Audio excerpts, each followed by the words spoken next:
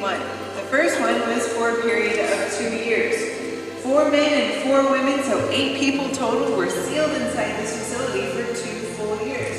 During that time, they closed off all the doors and the windows and the vents. This was considered a closed system, meaning they weren't getting any resources from outside, with the exception of one thing. So while they were in here, they had to create their own oxygen, they had to recycle their own water, and grow their own crops, so that they could sustain themselves inside the facility for that 2 years.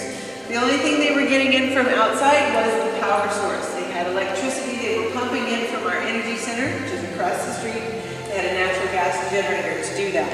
That was bringing in electricity. Now, if they had their own power source inside Biosphere2, they would have been considered a self-sustaining system, but because they did not, that's why we call it a closed system instead. So while they were in here, they wanted to look at several things. They wanted to first of all look at humans' impact on the environment. This is a really great place to test that when you have huge wilderness biomes like we're going to see, and you're the only humans in here. It's a really good controlled experiment for that kind of thing. They also wanted to, of course, look at, and their big question was, could people live in a materially closed system like this? Could they live in a bubble? Was it even possible? Because no one had ever really tried something like this on such a scale, having people living in a closed system. They found out pretty quickly that it was possible, and then they decided that they wanted to take the technology that they planned to develop while they were in here and eventually apply it towards space colonization.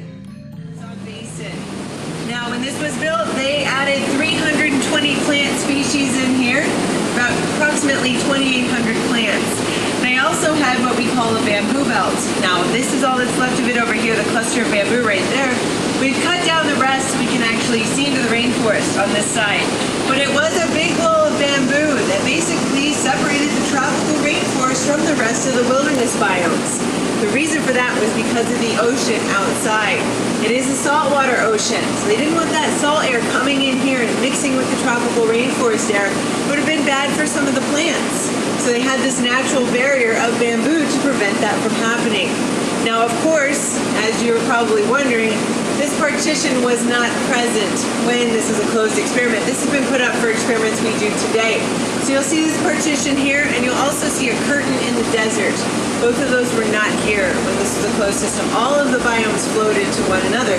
More better reason to have this natural barrier of bamboo in here. Now, what we do in here today, of course, is research. A research facility. So we have 2 experiments in here. One of them is looking at how tropical rainforests are affected by drought. So in about 2 weeks, this area is going to be going through a dry down period. It's going to last about a week. And during this time, they're going to cut off the rain. So we do rain in here. Now you can see it is still a little damp in here. Part of that's probably from the condensation we're getting from the ceiling anyway, because it's so cold outside right now. But we do rain in here. So when we do this dry down, we're going to cut off the rain. We'll no longer have rain in here from the sprinklers. Of course, we can't see the sprinklers in here right now. There's too much plant trees in the way. But when we get to the desert, I'll probably forget to point it out.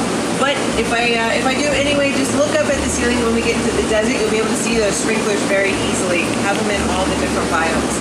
Going to cut off that rain, going to cut off any kind of mist, maybe the waterfall as well. All that moisture is going to be cut off. And during that time, they're going to be measuring things like carbon dioxide and how it's being affected due to the drought condition. They're also going to be looking at the plants and how they're reacting under stress.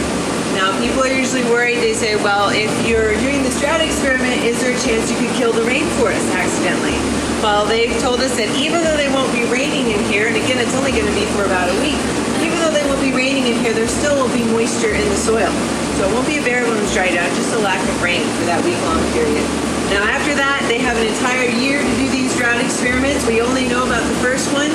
Once that one's over, it's up to the scientist's discretion when they want to do the next one and how long they want it to last, and what kind of variables they want to add, etc.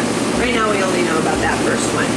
Now, we have another experiment in here looking at how trace gases are released from plants. These gases are called VOCs, or volatile organic compounds.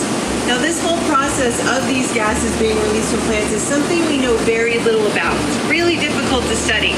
Out in the real world, thanks to UV light, these VOCs, these gases, only live on average for a second.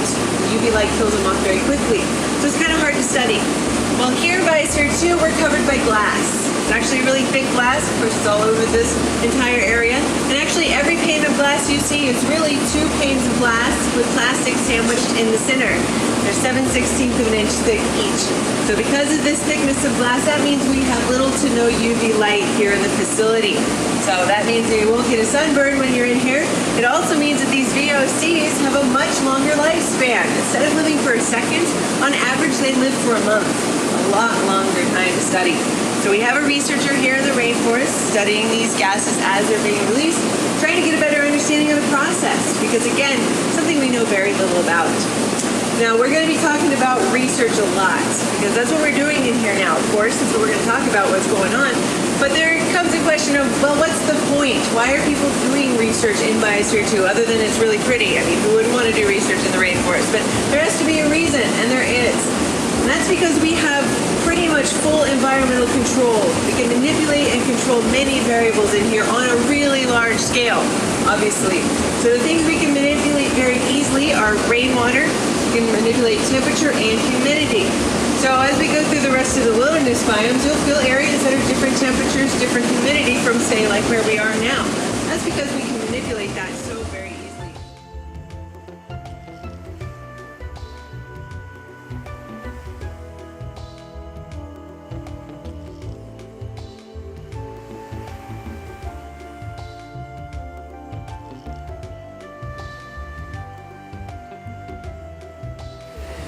The ocean is approximately 700,000 gallons of water. Now remember, it is salt water, so when they brought this in, they actually put in 100,000 gallons of salt water from the San Diego area.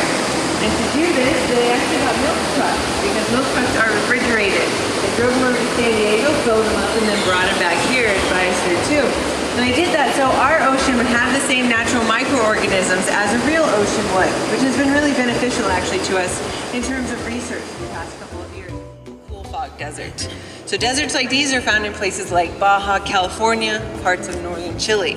Now they chose this desert for Biosphere 2 instead of just putting in a Sonora desert, which would have meant building around what was already here, because they needed a desert that lived in a more humid climate. That was really important, of course, because there's a lot of humidity in the other parts of the facility, which we of course have felt today. It's usually about 60 to 90% humidity in the savannas and the tropical rainforest. And remember, that curtain right there was not here, so that humid air was coming in here whether they wanted it to or not.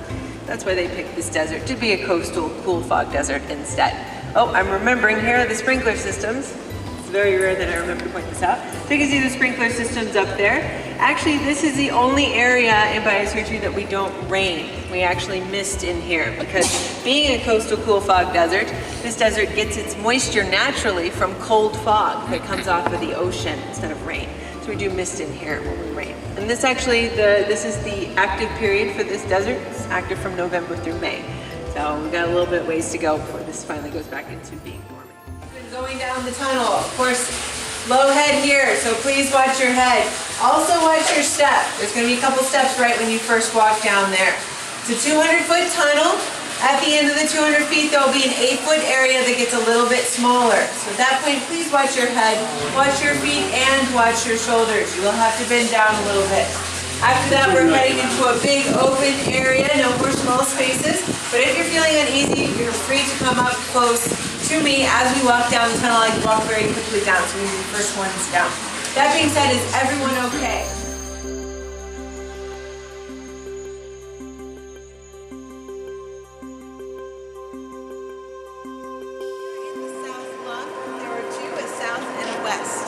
The west lung was a backup and never actually used.